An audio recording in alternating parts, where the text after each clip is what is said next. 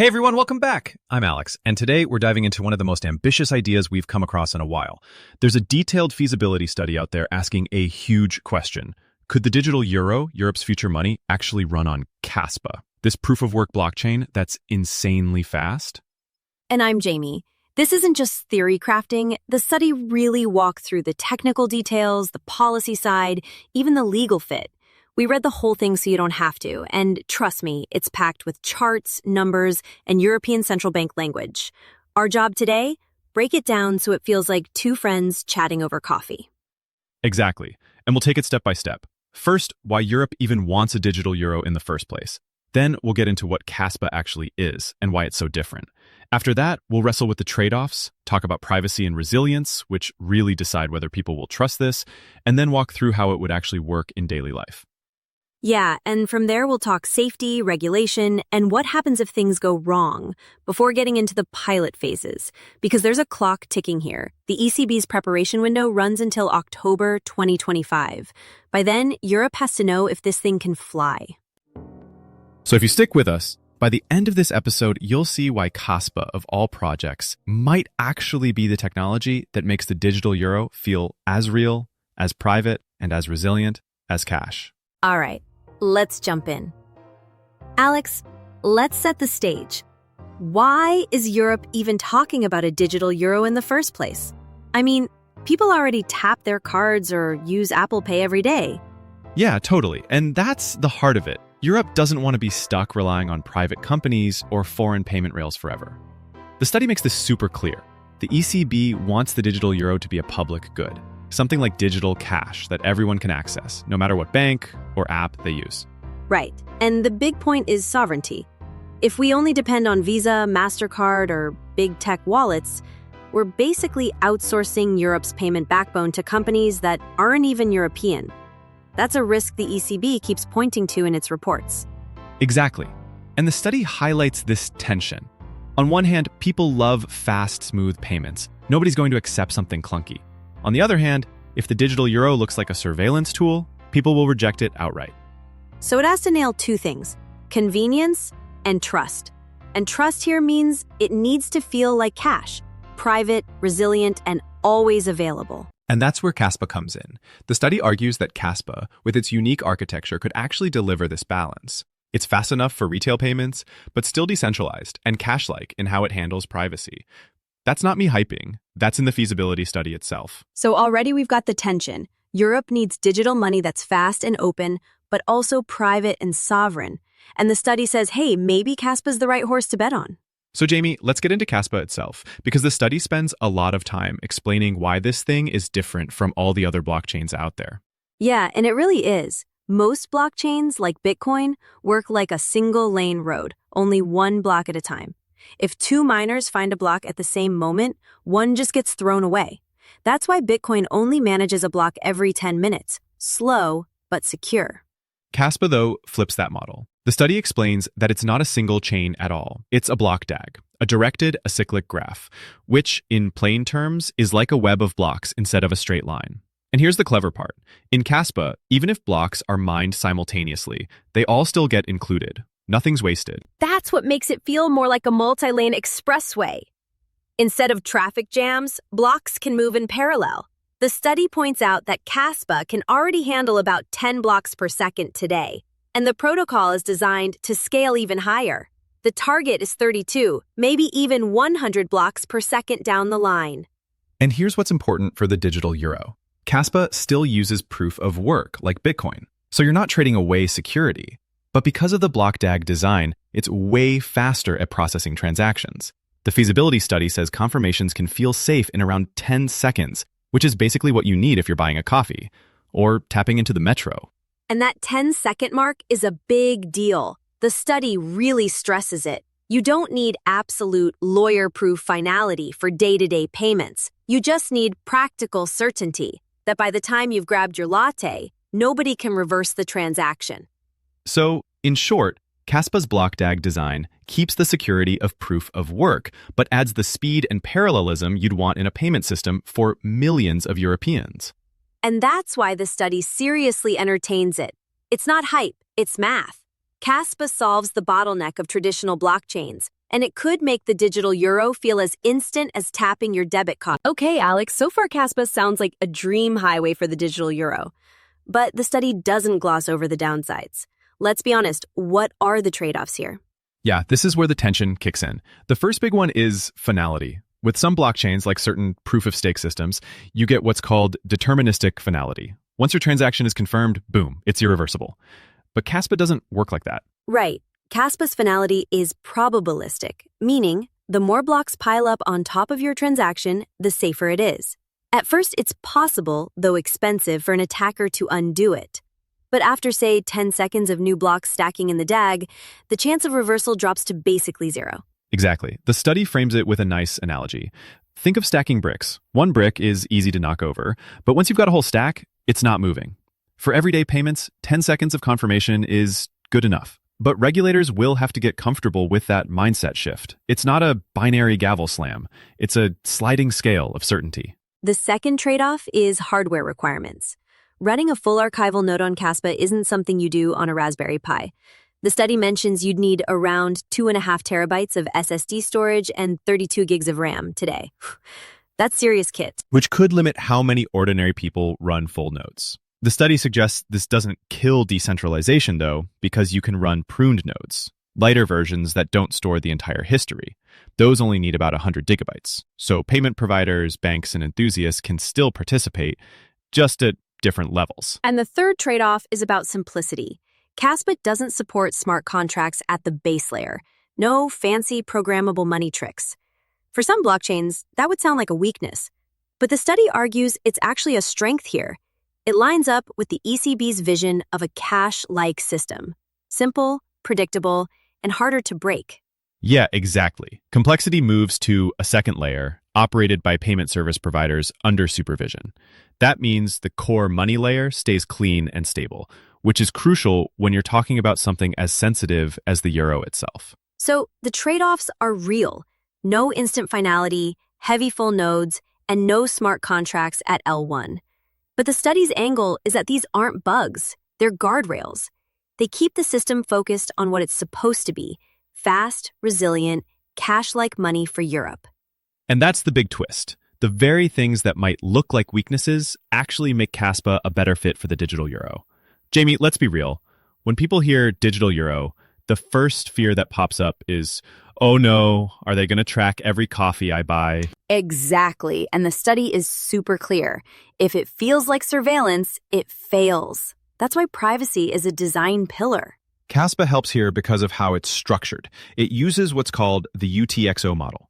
The same thing Bitcoin uses. Instead of one big account tied to your name, you move little chunks of digital coins between addresses. And those addresses aren't tied to your personal identity on the blockchain itself. Right. On-chain, you're basically pseudonymous. The only ones who know who you are your payment service providers, your bank, or whoever gives you the wallet. They already handle identity checks under EU law.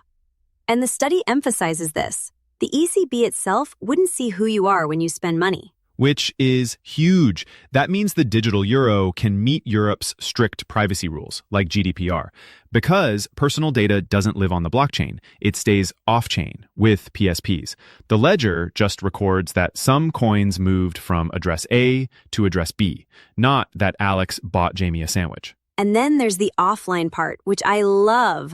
The study describes how you could literally pay someone without the internet, like phones tapping together or even a smart card that holds a balance.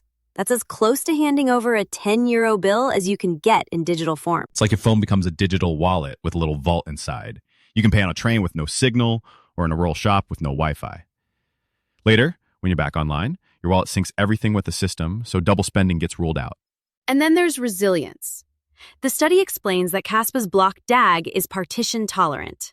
That's a fancy way of saying, even if Europe's internet gets split, say half the continent offline, each side can keep running, keep processing payments. And when the network reconnects, Kaspa can merge everything back together without losing data. That's a game changer. It means no single point of failure, no, oops, the system is down. In fact, the study explicitly ties this to Europe's new resilience rules like DORA and NIS2. Kaspa ticks those boxes because it's designed to survive outages. So privacy and resilience, two of the biggest concerns for a digital euro, aren't afterthoughts here. With Kaspa, they're built right into the foundation. And that's what could make people actually trust it. Because if it's private like cash and resilient like cash, then it doesn't just look like the euro. It feels like the euro. Okay, Alex. Say I wake up tomorrow and my city is in the pilot. Walk me through my day. How do euros actually move on Kaspa without it feeling crypto weird? Start to finish, it's deliberately simple. The euro system, that's the ECB plus national central banks, does the serious high-security stuff, minting and redeeming digital euros at the ledger level. Think of it like a carefully guarded mint ceremony, using MPC or HSMs, so no single party can push the print money button alone. Then those fresh digital euro coins flow to regulated payment service providers, your bank or wallet provider, who handle the public-facing part. You see balances in your app, they manage the pipes. That two-tier separation is the backbone. Central banks as wholesalers, PSPs as retailers. So the ECB isn't the one running my app or setting my PIN. My PSP is. And that's by design, not a loophole. Exactly. It keeps the monetary authority focused on issuance and final settlement on Kaspa's base layer, while PSPs compete on user experience, cards, phones, wearables, without stuffing policy logic into the money itself. That's why the blueprint keeps the base layer non-programmable and UTXO-based. It's cash-like on purpose. Programmable controls, like holding limits, live at the PSP layer, where your wallet app simply won't accept a transfer that would push you over the cap. If you're about to exceed it, a reverse waterfall just sweeps the excess back to your linked bank account. Clean separation, predictable behavior. That also calms a lot of surveillance fears. If policy happens in my wallet under EU rules rather than on a central database, it feels less like someone's watching my lunch money. Right, this study leans on pseudonymous UTXOs on-chain and keeps identity off-chain with PSPs, which are already regulated under GDPR. The Eurosystem doesn't see Jamie paid Alex €8 for a sandwich, it sees a valid UTXO moved from one address to another. Identity and compliance stay with the PSPs, where they belong, so the base ledger doesn't become a pan-European tracking file. Okay, wallets. Do I have to be a power user to self-custody? You'll have both options. Custodial if you want your PSP to hold keys for simplicity. Non-custodial if you want self-sovereignty, with recommended recovery, social recovery, or multi-sig, plus key rotation as a routine hygiene step. The system is built to accommodate both experiences without compromising the base money layer. Hit me with a checkout moment. I'm at a cafe. How fast is it? And what makes the merchant trust the payment? Fast enough to feel like tapping a card. Kaspa's BlockDAG brings blocks in parallel, payments show up near instantly and reach a practical retail-grade finality in about 10 seconds. That's the service level the blueprint proposes for point-of-sale certainty, tight enough for everyday commerce, measured in a pilot with P50, P95, P99 latency targets. And offline? I love the idea of paying when the signal dies in the subway. That's one of the coolest pieces. Your phone or card can preload a limited offline balance into a secure element. You and the merchant form a local device-to-device channel. Your device signs an offline UTXO transfer the other device can verify on the spot. No internet, no third party. When either side gets back online, your PSP reconciles those transactions to the Kaspa mainnet in a batch. There's a fraud cap on offline transfers to bound risk. So it's practical like cash, not a blank check. That makes it feel real, not theoretical. Tap here, sync later. And the merchant doesn't need to cross their fingers. They've got a signed proof from my device. Exactly. It's cash-like utility with cryptographic receipts. And because the base layer stays lean, PSPs can optimize the flow. UI, receipt handling, dispute flow, without touching the money's physics. What about the boring but essential plumbing? Banks, clearing, and all the talk to the old world stuff? The study leans on a standardized API layer that mirrors the lessons of BIS Project Rosalind. So PSP apps can talk to the Kaspa ledger consistently and plug into existing rails like SEPA Instant and TIPS. For cross-border, it proposes a light client validity-proof bridge. Verify a Kaspa subledger state on another network with risk caps to limit exposure. In plain English, keep the narrow waist secure and don't let bridges become the weakest link. And on the PSP side, what do they actually run to participate? A data center farm? Not necessarily. The blueprint recommends pruned nodes for most PSPs. Modest CPU, 8 GB RAM, roughly 100 GB disk. Those verify current state and process payments just fine. A smaller set of institutions, think NCBs or an appointed Eurosystem entity, runs archival nodes to preserve full history. Modern CPU, 32 gigs RAM, fast SSD with 2.5 terabytes free, and 1 gigs per day growth. That mix balances decentralization, cost, and auditability. So the citizen sees speed and privacy, the merchant sees reliable settlement, the PSPs see manageable ops, and the Euro system gets verifiable monetary plumbing. That's the promise. And it's not hand-wavy. The study pins this to measurable targets. Sub-10-second P99 confirmation under retail load, high-throughput headroom so fees stay negligible, and operational costs low enough to keep basic use free. If those benchmarks don't hold in testing, it's a no-go. If they do, you've got open rails that feel like the Euro and run like the internet. That's the persuasion bit for me. Keep the money simple at L1, put policy and UX where regulators and engineers already know how to execute, at the PSP layer, and let Kaspa's parallel engine do the heavy lifting. If Europe wants speed, privacy, and resilience without vendor lock-in, the design here makes that tangible. So Alex, let's be honest, money systems get attacked. If the Euro goes digital, people are going to try to break it. What does the study say about that? Yeah, the blueprint doesn't shy away from it. It actually has a whole section mapping out threats, minor collusion, denial of service floods, malware in wallets, even state-level attackers. Because, let's face it, if the digital Euro launches, it's going to be one of the most tempting targets in the world. And Kaspa's design gives it some built-in armor. That BlockDAG thing we talked about earlier, it makes reorganizing the chain brutally expensive. Once 10 seconds of blocks stack up, undoing a payment would require insane amounts of hash power. That's security through parallelism. Exactly. But the study doesn't just rely on math saves us. It proposes policy guardrails too. One is setting a finality threshold. In plain English, the ECB would publicly state after 10 seconds, a payment is considered final for retail. That gives everyone, merchants, PSPs, regulators, a clear, consistent rule. I like that. It turns probability into something people can plan around. And what about when things go weird, like sudden spikes and withdrawals? That's where circuit breakers come in. The PSP layer would monitor for suspicious patterns, say, everyone trying to empty wallets at once, and could temporarily slow things down to protect the system. It's like a seatbelt. You hope you never need it, but it's there if the crash happens. And the minting side, probably the scariest what if. What if the ECB accidentally floods a system with money? The study addresses that too. Issuance would be controlled by multi-party cryptography or secure hardware modules. No single operator can just print. There'd also be rate limits, so even in a worst-case bug, the system can't flood overnight. That's comforting. And how about regulation? Europe's got a mountain of rules. GDPR, DORA, NIS2. Does Kaspa even fit? It does, surprisingly well. GDPR is covered because personal data never touches the chain. Transactions are pseudonymous. Identity stays with PSPs. For resilience, DORA and NIS2 demand no single point of failure. And Kaspa's distributed, partition-tolerant design ticks that box. Even if networks split, both halves keep running and reconcile later. So the picture we're getting is, yes, the threats are serious, but the safeguards are layered. You've got math at the base, rules at the PSP layer, and compliance baked into design. Exactly. It's not crypto chaos, it's a disciplined safety case.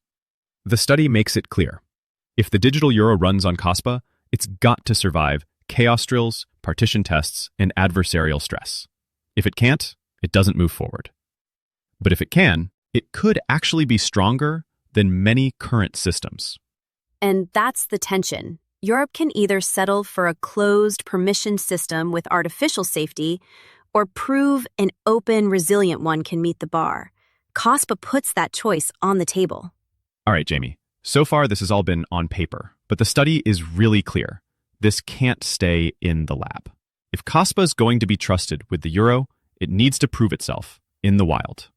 Exactly. And they don't mean throw it live for 350 million people on day one. The plan is staged, kind of like test driving a race car before entering Formula One. The first stage is a sandbox. Close environment, fake euros, hammer the system with simulated payments. The goal is to measure raw numbers, confirmation times, throughput, stability.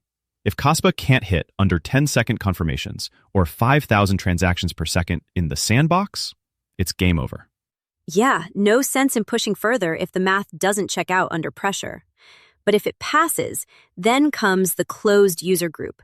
That's where a small circle, probably ECB staff or PSP employees, actually spend real digital euros in controlled conditions. And if that works, we scale up to a city-level pilot. Imagine one European city where you can buy your groceries, pay for the metro, even get your salary in digital euros, all running on Kaspa underneath. That's when the human factor gets tested. Do people feel comfortable? Do they trust it? Is the 10-second confirmation fast enough at a checkout line? The study says user trust is just as important as technical performance here. And then the final stress test, cross-border payments. Hooking Europe's system into another central bank's digital currency, maybe with the Bank of England or even the Swiss National Bank, to see if the bridge works securely, that's the moment where interoperability either shines or falls apart. And all this has to happen against the clock. The ECB's current preparation phase runs until October 2025. That's the deadline for deciding if the digital euro is ready to move from preparation to potential launch. Which means if Kaspa wants to be the backbone, it's got maybe a year and change to prove itself in pilots. That's tight. But here's the thing. The study frames Kaspa as already close. The architecture exists, the protocol works, the challenge is scaling tests and governance. And that's where the suspense is. Europe has to choose. Does it go with something closed and permissioned, safe but boring? Or does it dare to test an open, decentralized engine like Kaspa that could give citizens privacy and resilience by design? And that choice will shape whether the digital euro feels like a public good or just another corporate product with an ECB logo.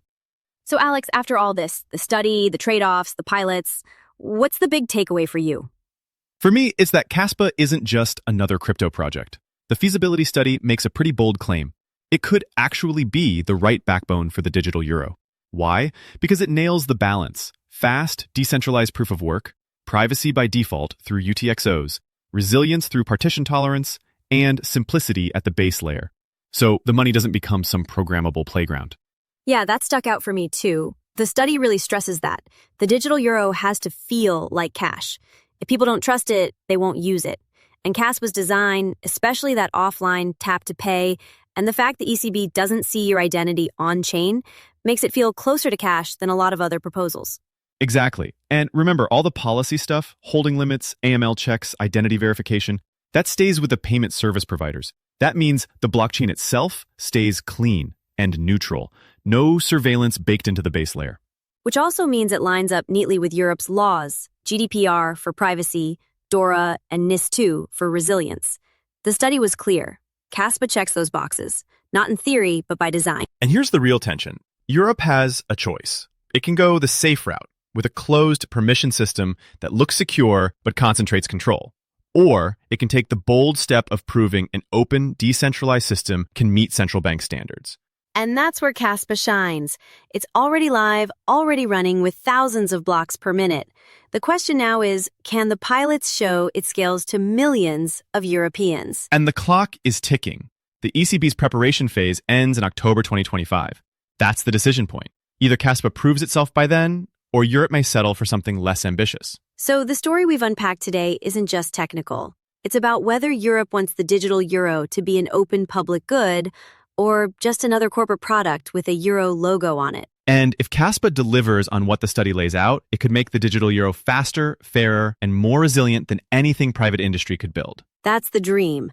A digital euro that's as easy as tapping a card, as private as handing over cash, and as resilient as the internet itself. And maybe, just maybe, Kaspa is exactly the tool to make that dream real.